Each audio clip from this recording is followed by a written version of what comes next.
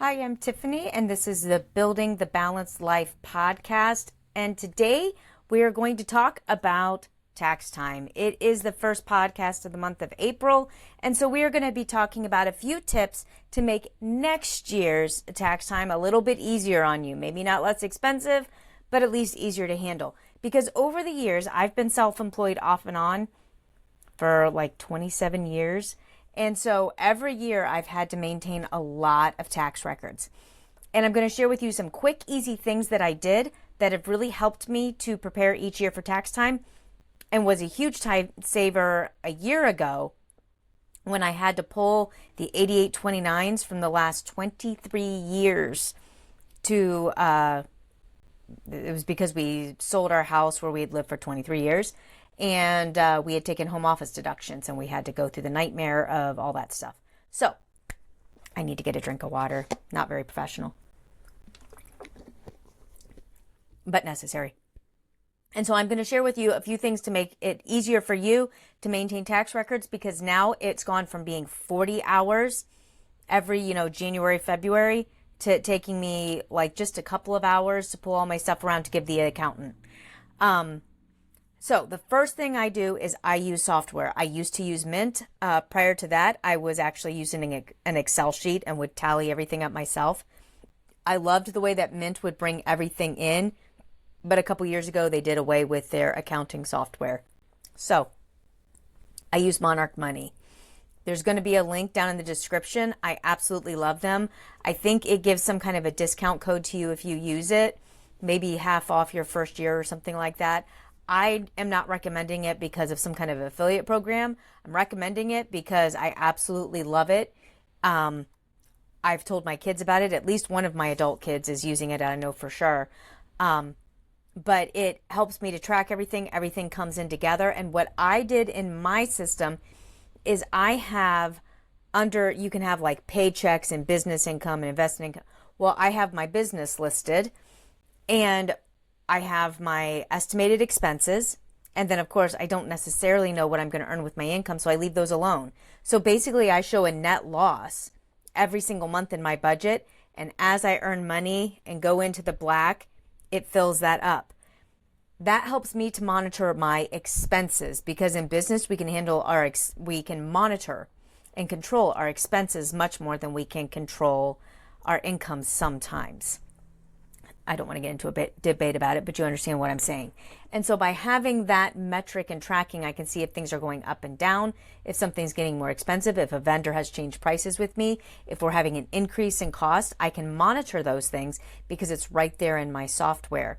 The other nice thing about that is when it comes to tax time, I just run an annual report, and I am able to make my P&L for my accountant. I can download things. It takes almost no time. I can also download all of my home office things from my home office deduction in this house.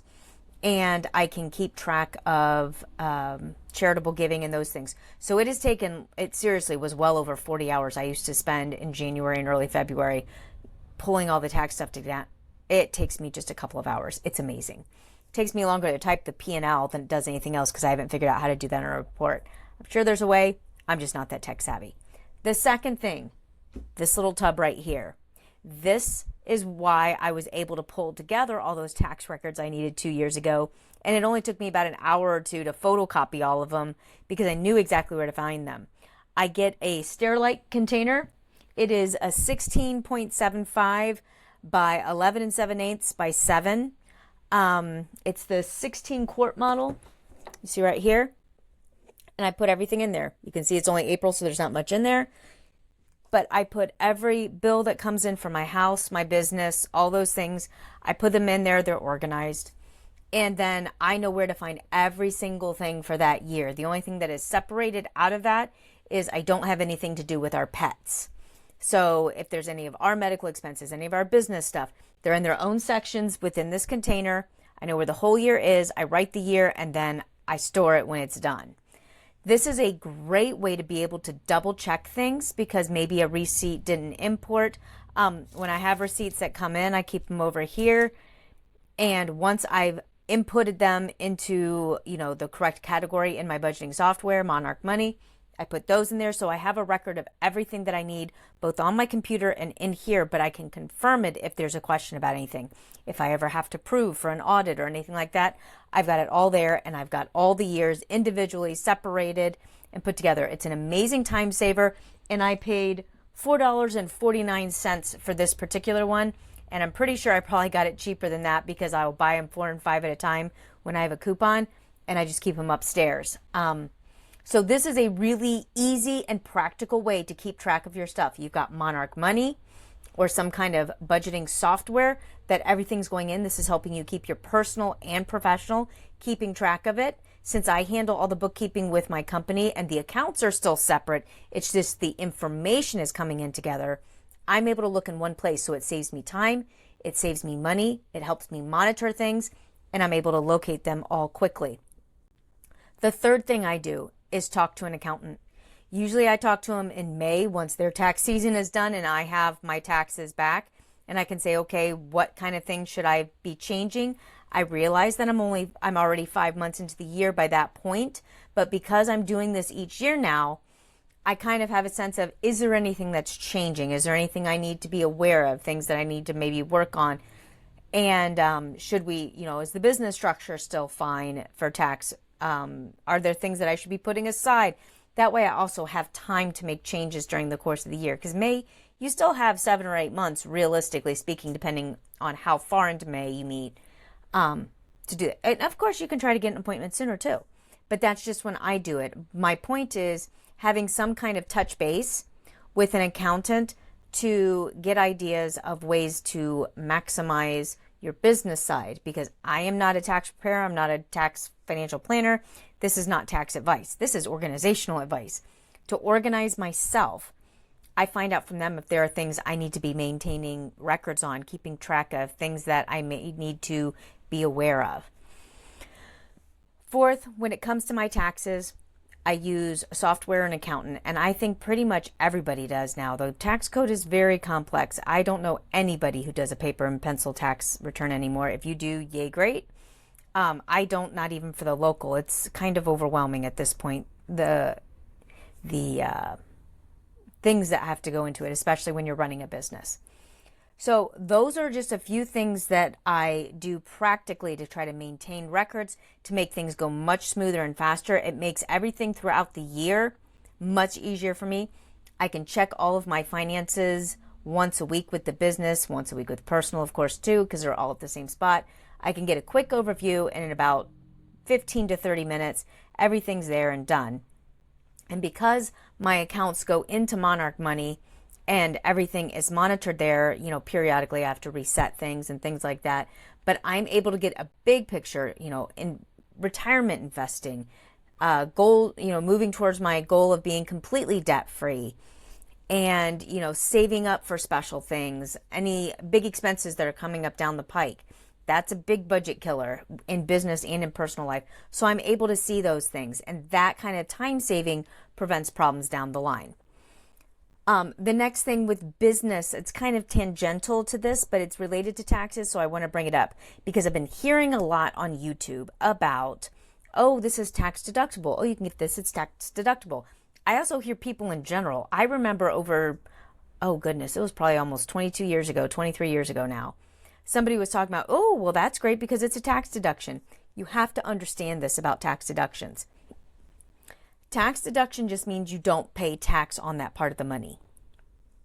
Don't buy something just because it's tax deductible. Sorry, I got something in my eye. Don't buy something just because it's tax deductible. Only buy it if necessary, and it's great if it is tax deductible. Here's the reason why. Let's say your tax rate is 24%. And let's say your self-employment rate is 15.9, 16, whatever. So let's make it at 40. I know I'm rounding up. And then let's say your city and state together is another 7. So 47% taxes already, eek. But all you're getting is you don't have to pay that 47%. So if you buy something for $100, you're saving that $47, but you're still paying the $53. So even with those large taxes, you're still paying something. You're not getting something for free, which is what a lot of people think in their mind is that, oh, I'm getting free money. Oh, the government's buying this for me. That's not what's happening. They're just saying you don't have to pay tax on it. It's kind of like I live in the state of Ohio and we have a tax-free holiday. I believe it lasts for about a week for back to school time, where you can buy clothing up to a certain amount, school supplies, those kind of things. So you still have to buy the product. You're just not paying the sales tax. It's the same thing. All right. So I have been talking a lot about taxes here, and I do offer, sorry, I do now have, I've lost my train of thought. I do now have on Instagram where you can get my free fee, unscripted, ladies and gentlemen, professional, but unscripted. You can get my Substack list, but you can also get my free fee tool, your freelancer fee tool. On my Instagram profile, you can just click, there's a link right there. And next time I will be able to announce, I'm going to have a series of keywords that allow you to get a free tool that I've just created. I'm going to be uploading it later this week. And all you'll have to do is go into Instagram and find me. And you'll put in this keyword and it will auto respond to you and will give you these tools completely free. So I'm just telling you about that now because I'm really excited about it. So I hope that you'll come find me on Instagram. You can also find me on LinkedIn, where you can get a link right now to the free fee tool as well. It's right there on my LinkedIn profile at the top. I'm going to be releasing some tools for homeschoolers. I'm going to be releasing some tools for business owners. I'm going to be releasing some tools for writers. And I'm really super excited about all of these things. If you have found this helpful, please share this with people. We rely on you to help us get the word out if the information's been meaningful. But as you've seen today, even when we try really hard, even when we prepare, even when we have notes so that we can share the best information, sometimes we fail. Just try to fail forward. I'll see you on our next broadcast. Bye.